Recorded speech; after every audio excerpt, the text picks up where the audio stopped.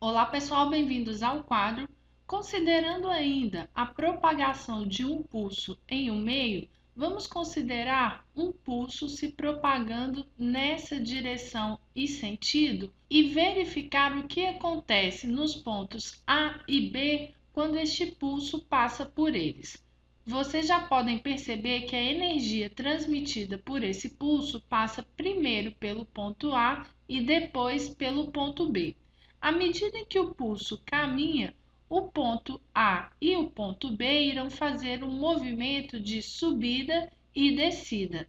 Nessa configuração que eu estou representando para vocês, se nós representarmos as velocidades dos dois pontos, a velocidade de A estará nesse sentido e a velocidade de B estará neste sentido.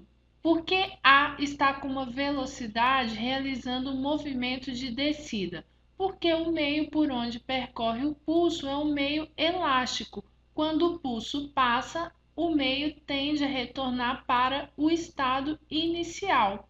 E à medida em que o pulso passa por B, o B irá realizar um movimento de subida até um ponto máximo. Depois, o B também irá descer.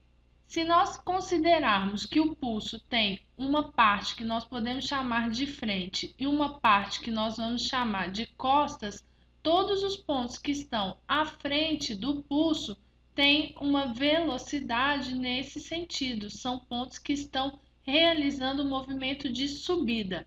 Esses pontos ganham energia potencial ao subir e perdem energia cinética.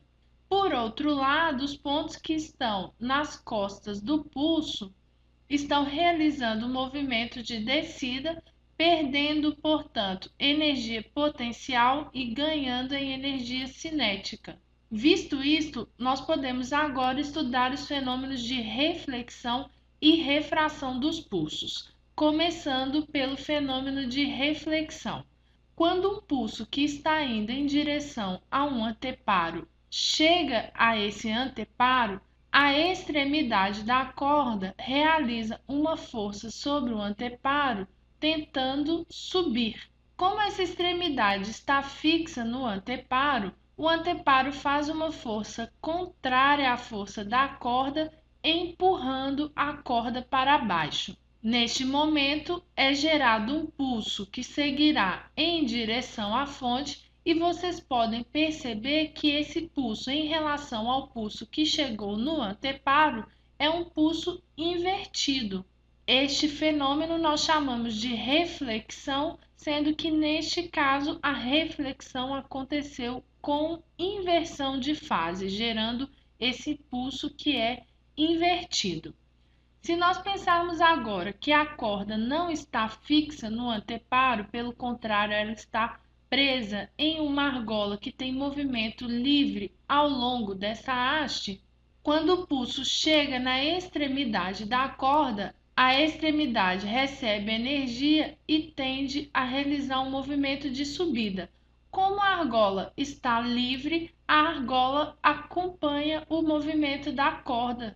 Quando a argola chega no ponto máximo da subida, ela inicia um movimento de descida, empurrando a corda para baixo, gerando um novo pulso na corda que seguirá em direção à fonte. Dessa vez, vocês podem perceber que o pulso gerado não é invertido, ou seja, a reflexão aconteceu sem inversão de fase.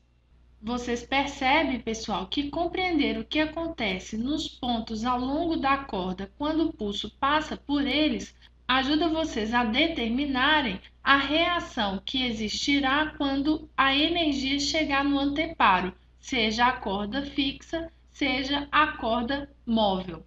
Bom, para não estender muito esta aula, nós veremos a refração na próxima aula. Continue estudando.